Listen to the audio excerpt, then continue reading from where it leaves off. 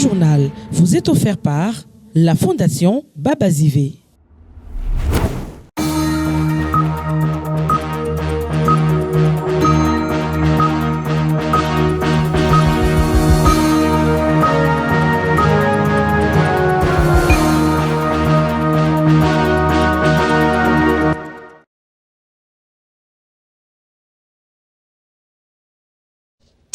Un grand plaisir de vous retrouver sur les antennes d'Ema Gloire Télévision, mesdames et messieurs, afin de vous informer.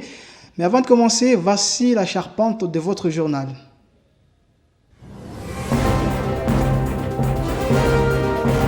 Au sommaire de l'actualité, à la présidence, le président de la République, Félix Tshisekedi, a rencontré son homologue Emmanuel Macron aux États-Unis d'Amérique. Parmi les points à l'ordre du jour, les deux personnalités ont échangé notamment sur les relations bilatérales, y compris la situation sécuritaire à l'est du pays. Et puis, la ministre en charge de l'enseignement supérieur et de la recherche scientifique, Thérèse Sombo, a représenté la République démocratique du Congo lors de la 69e conférence internationale énergie atomique. Laquelle conférence s'est tenue à Vienne. À suivre également dans ce journal. Au Sénat, lors de la première séance plénière dirigée par le président Jean-Michel Samaloukonde, tous les sénateurs ont adopté le projet du calendrier des matières de septembre. Pour finir, Vital Kamerhe a procédé ce jeudi 25 septembre 2025 à la remise et reprise au niveau de la présidence de l'Assemblée nationale avec Jean-Claude Tshilumbayi. Mesdames et messieurs, c'est tout pour les sommaires. Tout de suite, les développements des titres.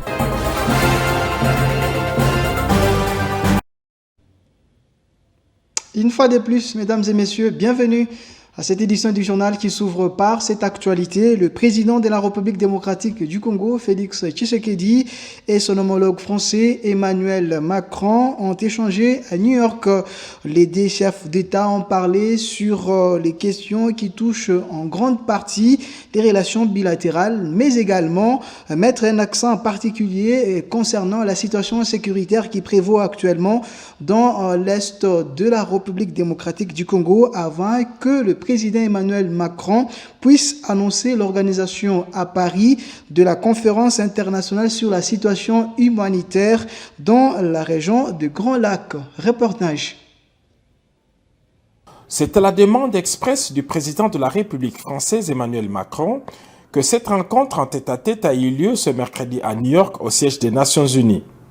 Les deux chefs d'État ont échangé, ceux-là seuls, sur le processus de paix en République démocratique du Congo et particulièrement sur la situation humanitaire préoccupante dans les provinces de l'Est. Le président Emmanuel Macron a fait part à son homologue congolais, Félix Tshisekedi, de son initiative d'organiser à Paris au mois d'octobre prochain d'une grande conférence internationale sur la situation humanitaire dans la région des Grands Lacs. Le président de la République, Félix-Antoine Tshisekedi Tshilombo, a salué cette initiative et exprimé sa reconnaissance au président français pour son plaidoyer devant la tribune de l'Assemblée générale pour le respect de la souveraineté de la République démocratique du Congo. Félix Tshisekedi et Emmanuel Macron ont aussi fait le point sur le processus de paix et salué les étapes déjà franchies dans la quête d'une paix durable. Au bout d'une heure d'échange, les deux chefs d'État sont sortis très détendus. C'est Paris.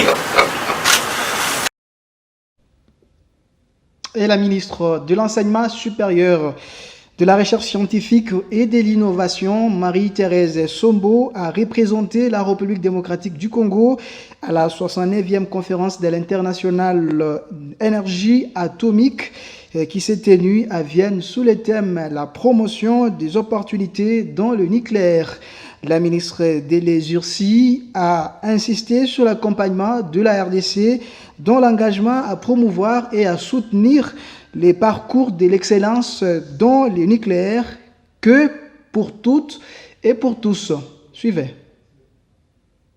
De l'Agence internationale de l'énergie atomique, la République démocratique du Congo a une nouvelle fois marqué sa présence sur la scène internationale. Dans son allocution, la ministre de la Recherche scientifique et innovation, professeur Marie-Thérèse Sombo, a réaffirmé l'engagement du pays de Félix Antoine Tshisekedi Tshilombo à contribuer activement aux enjeux nucléaires mondiaux, mais exclusivement à des fins pacifiques.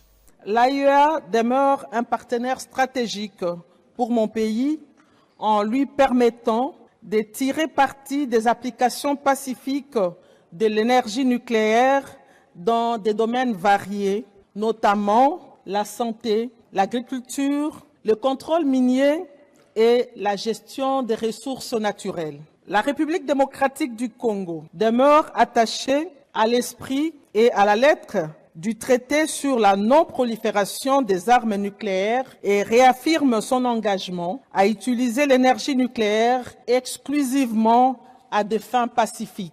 Notre pays, qui fut le premier en Afrique à disposer d'un réacteur de recherche nucléaire fonctionnel, poursuit ses efforts pour relancer et renforcer son centre régional d'études nucléaires de Kinshasa. Marie-Thérèse Sombo a également saisi l'occasion pour lancer un appel aux partenaires de la RDC pour la construction des centres de recherche en cancérologie dans le pays. Autre plaidoyer fort était de briser les stéréotypes qui freinent l'accès des jeunes filles aux filières scientifiques et techniques, conditions essentielles pour bâtir une relève innovante et inclusive. Ce journal se poursuit sur vos antennes, mesdames et messieurs.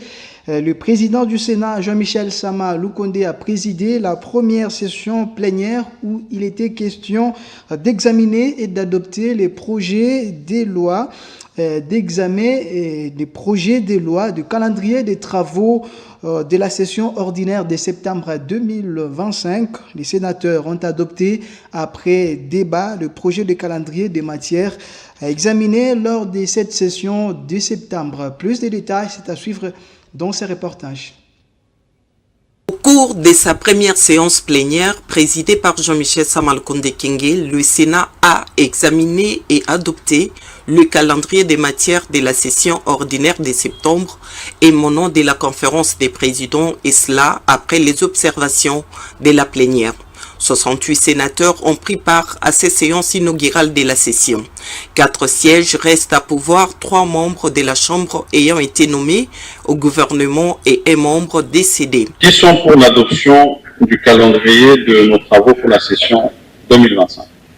La majorité éprouve donc le calendrier des travaux de la session ordinaire de septembre 2025 est adopté. Dans la foulée des interventions, on a noté la reconnaissance de l'honorable Babanga qui a salué la solidarité manifestée à son égard à l'occasion du décès de son épouse et félicité le bureau pour le projet du calendrier présenté. Dans l'épreuve si douloureuse qu'a représenté la disparition brutale de ma tendre épouse bien-aimée, j'ai trouvé auprès de vous, honorable président, auprès des honorables membres du bureau du Sénat, auprès des collègues sénateurs, auprès des groupes provinciaux et auprès du personnel administratif du Sénat, un appui fraternel et une solidarité qui ont adouci le poids de ma peine.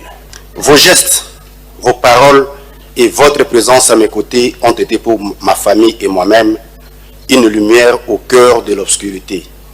Qu'il me soit permis, chers tous, d'élever vers vous l'expression de ma gratitude la plus profonde et de mes remerciements d'estime et de respect. Il a été créé une commission dénommée la commission suivi et évaluation de l'exécution des lois, des résolutions, recommandations et des politiques publiques. Ne serait-il pas possible de constituer une commission mixte, c'est-à-dire l'ECOFIN et la commission suivi et évaluation?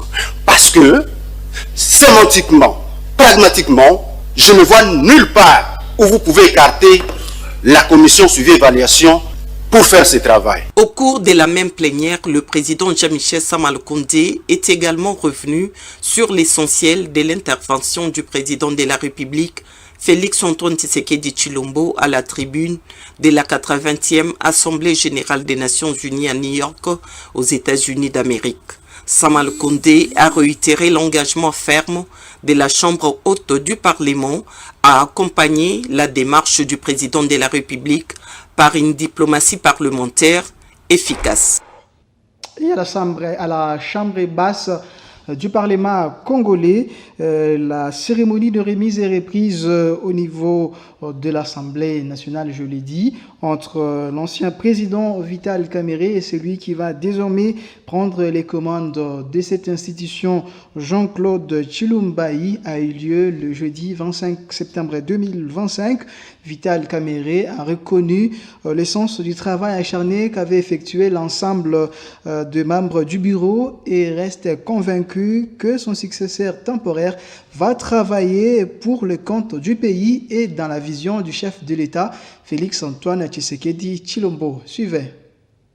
Après sa démission déposée le 22 septembre 2025 et annoncée officiellement devant la plénière, le président honoraire de l'Assemblée nationale, l'honorable Vital Kamerhe, a procédé à la cérémonie des remises et reprises avec le premier vice-président Isaac Jean-Claude Tshilombo le jeudi 25 septembre 2025 au Palais du Peuple. Cette cérémonie solennelle marque le départ définitif de Vital Kamerhe de la tête du bureau de la Chambre basse du Parlement. Conformément au règlement intérieur, la fonction sera désormais assumée par le premier vice-président Isaac Jean-Claude Tshilombo en attendant l'élection d'un nouveau président par la plénière. Dans son mot des circonstances, l'honorable Vital Kamerhe a souhaité bonne chance à ses collègues députés ainsi qu'au premier vice-président Jean-Claude Tshilombo, appelé à diriger l'Assemblée nationale durant cette période intérimaire jusqu'à la plénière d'installation de son successeur. Il a confié qu'il partait avec beaucoup de souvenirs de l'ensemble du bureau et a encouragé son successeur à défendre avec fermeté le président de la République, Félix Antoine Tshisekedi Tshilombo, ainsi que les intérêts supérieurs de la nation. Je voulais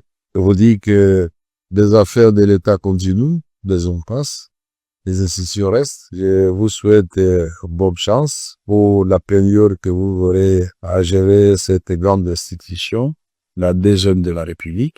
Bonne chance aussi pour la plénière ou les plénières qui auront consacré ma succession ici à ce poste de président de l'Assemblée nationale. Je suis parti avec beaucoup de souvenirs heureux ici.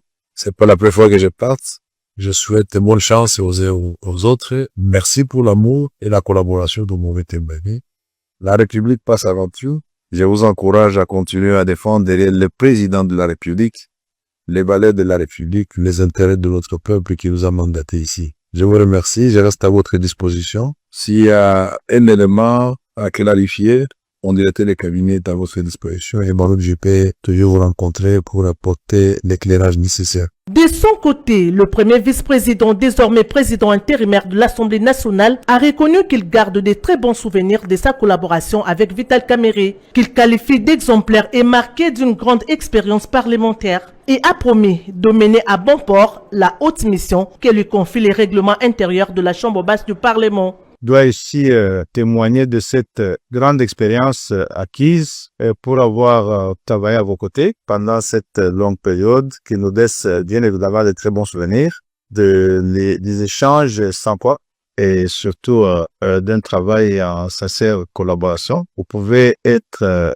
rassurés que, comme souhaité, nous tenterons de mener à bon port la courte mission qui nous est confiée ici par notre règlement. Et que nous veillerons toujours que l'image se devait laisser derrière vous par la gestion de cette grande institution soit préservée. Derrière la vision du chef de l'État que nous gardons ensemble, pérenniser, je retiens aussi les mots forts que vous avez prononcés à cette occasion pour le travail à battre pour l'intérêt de la République et la sauvegarde de valeurs de ce qui nous est commun, c'est ce pays. ce n'est pas nos petites personnalités qui comptent, mais plutôt les mettre devant comme intérêts fondamentaux qui structurent notre existence sera notre leitmotiv. Cette cérémonie s'est faite en présence du secrétaire général de l'Assemblée nationale, Jean Gouvolo Kogé, de la questeur Chimène Polipoli, les cadres de l'administration et de quelques membres du cabinet de la Chambre basse du Parlement.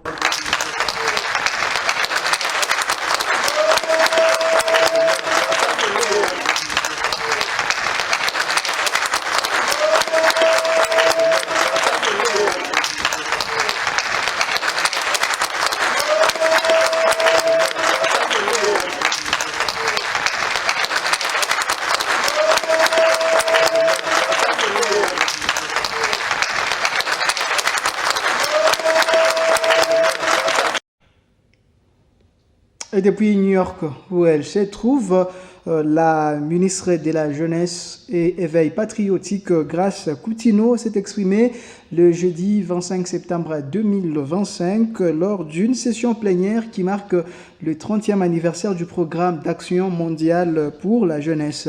La ministre de la Jeunesse a réaffirmé l'engagement de la République démocratique du Congo à soutenir les actions de la jeunesse et de son avenir.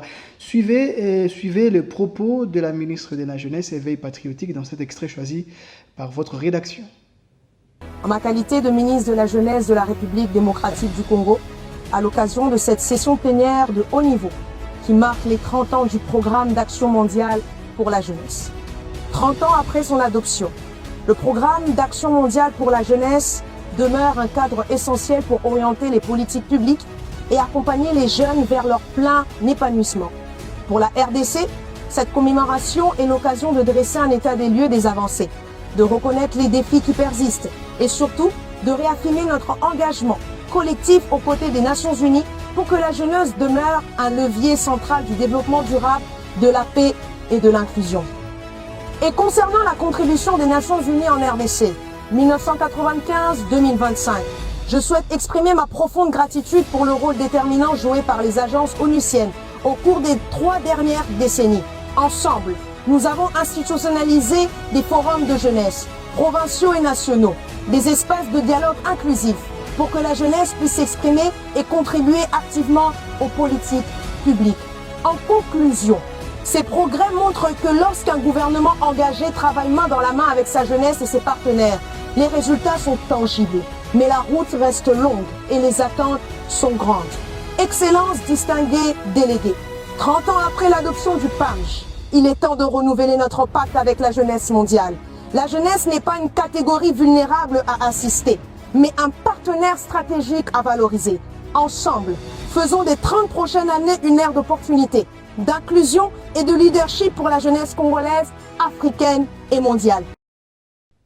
Et on va parler sport à présent derrière cette transition.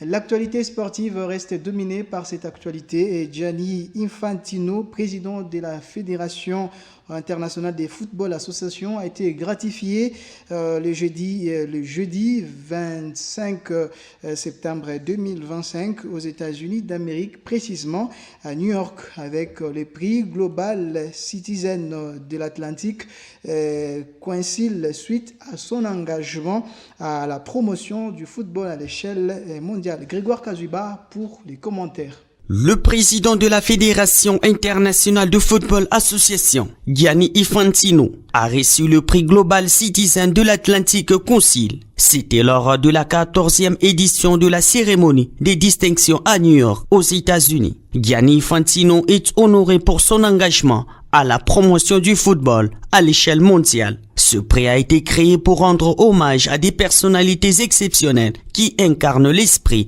des citoyennetés mondiales. La Fédération internationale de football association FIFA en sigle est une organisation qui investit 100% de ses revenus dans le développement du football à travers le monde afin de donner des rêves et de l'espoir aux enfants, filles et garçons dans 211 pays. Parce que c'est ce dont ils ont besoin. Ils ont besoin de rêves et d'espoir Et c'est pourquoi nous sommes ici. C'est pourquoi nous sommes là, fiers d'être ici. Et c'est pourquoi je suis fier de me tenir devant vous aujourd'hui, a déclaré Infantino, président de la FIFA. Les Atlantic Council Global Citizen Awards ont déjà récompensé des figures mondiales telles que le président ukrainien Vladimir Zelensky, la première ministre italienne Giorgia Meloni et le premier ministre grec Kyriakos Mitsotakis. Pour cette année, le président français Emmanuel Macron et celui de l'Argentine Javier Milei.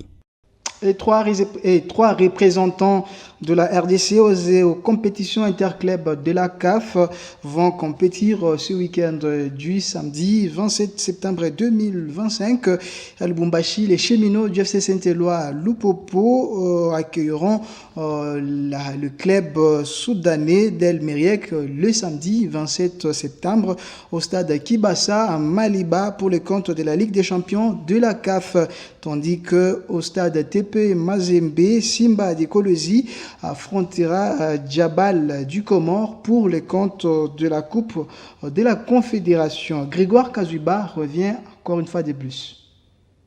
3 clubs représentant la République démocratique du Congo aux compétitions interclubs de la CAF, édition 2025-2026, entrent en danse d'ici week-end. À Lubumbashi, 2 clubs joueront à la maison ce samedi 27 septembre 2025. Le club d'Outre-Tunnel des Jaunes et Bleus du football club Saint-Éloi Lupopo va jouer au stade Kibasa Maliba. L'équipe soudanaise d'El Meriek, une équipe habituée à jouer les compétitions africaines interclubs de la CAF, d'une part, et de l'autre, les cheminots du football club Saint-Éloi Lupopo, qui signent leur retour dans la Ligue des champions africaine, plus ou moins 15 ans après. 2 équipes qui seront à leur première fois dans un sparring partenaire. Christian Zéou, analyste sportif, revient sur cette rencontre. Lupopo joue face à une équipe de Al Merek du Soudan qui est déjà habituée avec des matchs amicaux parce que dans son championnat, dans son pays, il n'y a pas de championnat suite à la guerre que tout le monde connaît. Mais c'est une équipe qui a franchi 2 fois le premier tour. En 2023-2024, c'était face à la formation congolaise d'en face des AS Otodoyo du Congo-Brazza.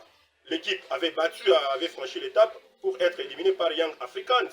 Et puis, la saison passée, soit en 2024-2025, l'équipe a franchi, après avoir éliminé Al Nasser de la Libye, Al Nasser Benghazi de la Libye, et pour être éliminé au second tour par la formation des AS FAR du Maroc. Imaginez déjà que l'équipe est habituée à jouer ce premier tour, à franchir le premier tour. C'est à Lupopo de franchir ces tours, et pour les faire, il faut bien capitaliser les actions pour marquer beaucoup de buts dans les 45 premières minutes et espérer aller tuer les matchs à l'extérieur en Libye, parce que c'est en Libye que Lupopo va jouer le second match. Mais par rapport à ça, je vois une équipe de Lupopo avec des joueurs compétitifs, des joueurs coréens qui peuvent apporter leur savoir-faire et prendre les drapeaux de ces cheminots jusqu'à faire flotter au deuxième tour, qui ne sera pas facile visiblement.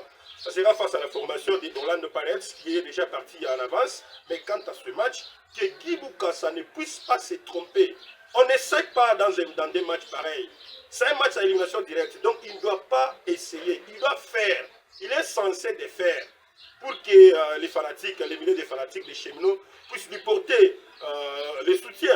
Sinon, ça sera compliqué. Toujours à Lubumbashi, Simba de Kolosi, équipe qui va jouer pour la toute première fois de son histoire depuis sa création, la Coupe de la Confédération de la CAF, recevra au stade tout-puissant Mazembe Anglebert ce samedi 27 septembre 2025, Djabal du Comore. Simba en sa qualité de l'équipe championne du Congo, édition 2024-2025, sera devant une équipe méconnue. Ces 2 clubs n'ont pas une expérience africaine et vont se découvrir pour la toute première fois. L'analyste sportif John Harley Mutombo place un mot quant à ce. Ce qu'il y a comme organisation sur le plan jeu du côté Simba, c'est vrai, une équipe qui a un très bel entraîneur, un technicien, un fin technicien qui s'y connaît, qui sait par quoi commencer pour mettre en difficulté l'adversaire. Mais la crainte que moi j'ai, c'est le manque d'expérience. On l'a vu avec la formation des Aigles du Congo. Les Aigles, ils sont venus avec cette fougue, avec le titre de champion de la RDC,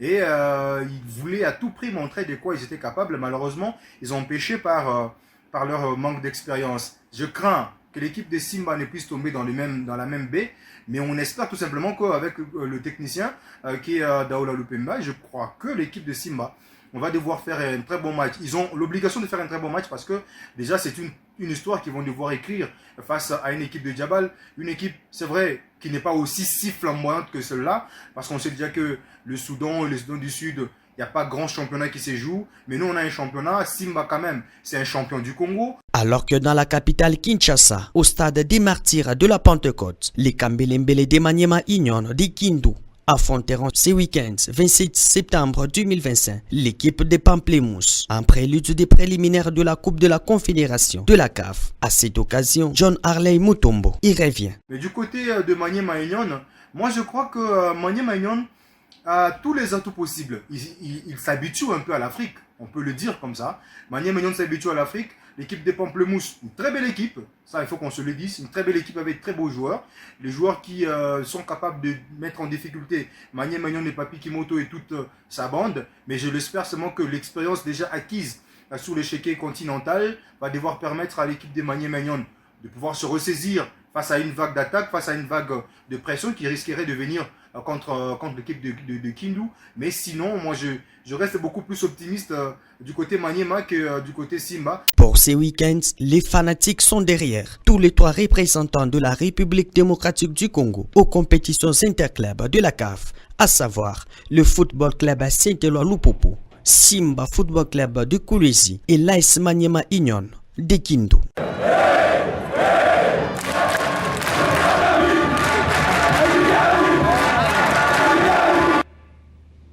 On va aller en dehors de nos frontières après cette transition.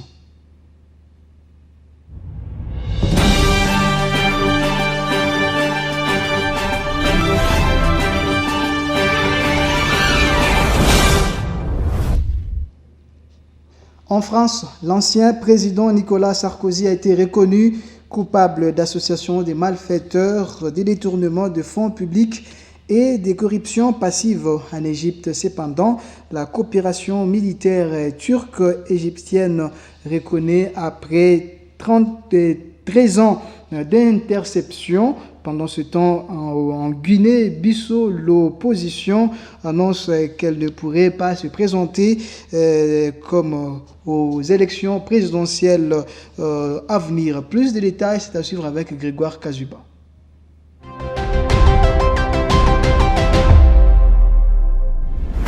Mesdames et messieurs, bienvenue dans votre nouvelle synthèse d'actualité en international.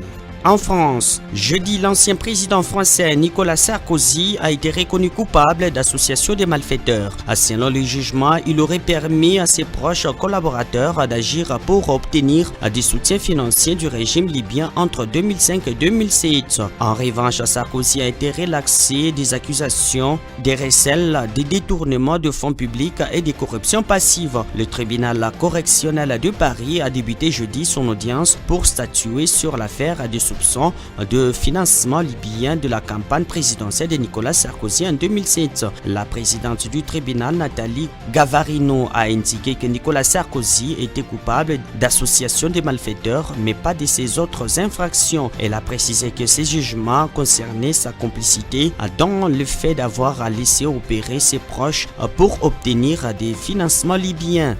Claude Jean, ancien directeur de campagne de Sarkozy, a été déclaré coupable d'association de malfaiteurs, de corruption passive, de trafic d'influence passif, de faux et usage de faux, ainsi que de blanchiment aggravé. Il est impliqué dans cette même affaire de financement libyen. De son côté, l'ancien ministre Brice Hortefeux a été reconnu coupable d'association de malfaiteurs et poursuivi pour complicité de financement illégal des campagnes électorales.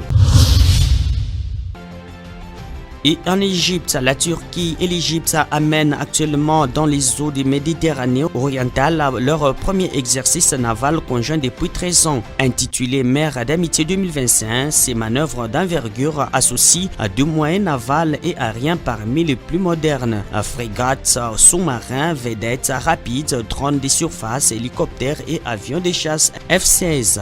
Conçus pour renforcer l'interopérabilité, elles couvrent la planification opérationnelle opérationnelles, la lutte sous-marine, la guerre des surfaces, ainsi que les opérations de recherche et de sauvage. Un jour, des observateurs distingués réunira par ailleurs les commandants de marine des deux pays.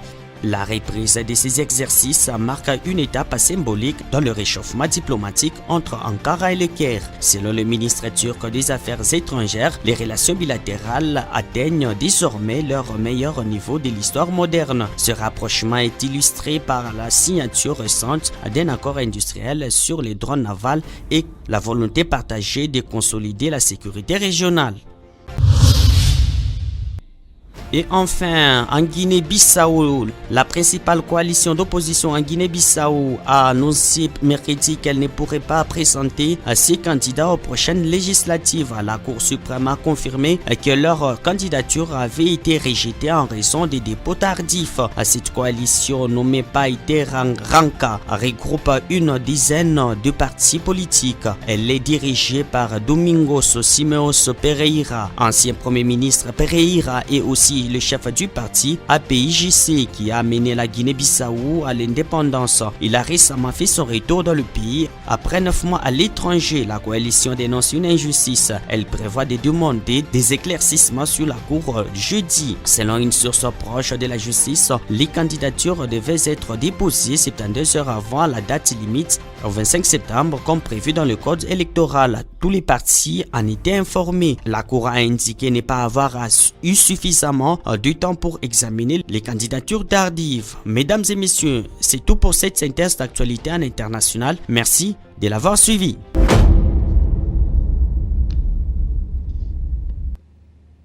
Du haut de la tribune de l'Organisation des Nations Unies, le président de la RDC, Félix Tshisekedi, a prononcé son discours le 23 septembre dernier lors de la 80e session de l'Assemblée générale de cette institution qui s'est déroulée à New York aux États-Unis. Le chef de l'État a épinglé diverses questions qui gangrènent la planète Terre actuellement.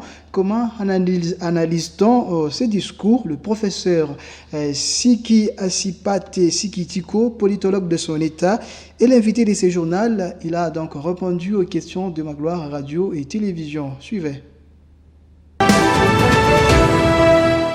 Professeur Asipate Sikitiko, bonjour.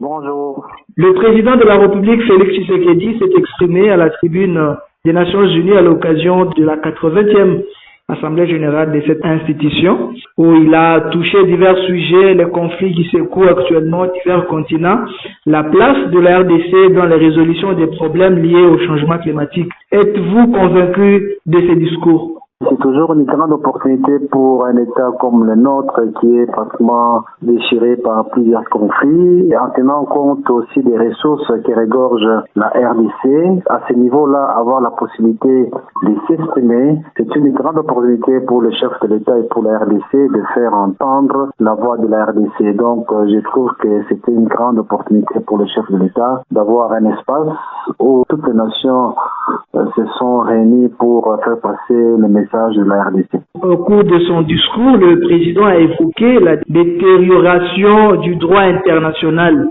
un élément qui causerait une guerre récurrente dans différents continents.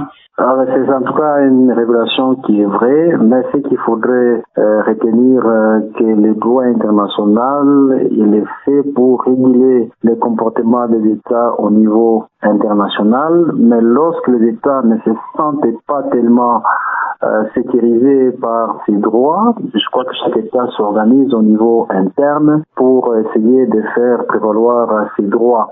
Il n'est pas tellement contraignant et par rapport à ça, je crois que le constat fait par le chef de l'État, il est vrai. Au moins, nous savons très bien que le comportement des États converge vers pratiquement leur grandeur, leur influence sur le plan international. C'est à nous, en tant que Congolais, en ayant déjà cette image, de nous réorganiser pour que notre État soit plus fort. Or, le comportement que l'État affiche, c'est pratiquement un comportement tout à fait normal. Qu'en est-il de cet appel inlassable du président congolais à la communauté internationale de reconnaître les génocides en RDC? C'est un grand pas. Reconnaître le génocide, c'est une bonne chose. Mais nous, en tant qu'État, nous devons d'abord, à notre niveau, nous assumer comme étant un État et par conséquent, lorsque nous aurons une telle attitude, les autres vont nous accompagner. Donc, c'est une bonne démarche à saluer, que les autres entendent que l'État congolais est victime de certains comportements qui provoquent pratiquement des morts d'hommes. Et par conséquent, pour nous, en tant qu'État, nous devons nous assumer pour que les autres, en reconnaissant qu'il y a un génocide, qu'est-ce que nous devons faire après cette reconnaissance. Professeur Asipate Sikitiko, je rappelle que vous êtes politologue. Merci d'avoir répondu aux questions de Ma Gloire Radio-Télévision. Merci. Et voilà qui met fin à cette édition du journal sur les antennes de Ma Gloire. Mesdames et messieurs, merci à vous tous de l'avoir suivi.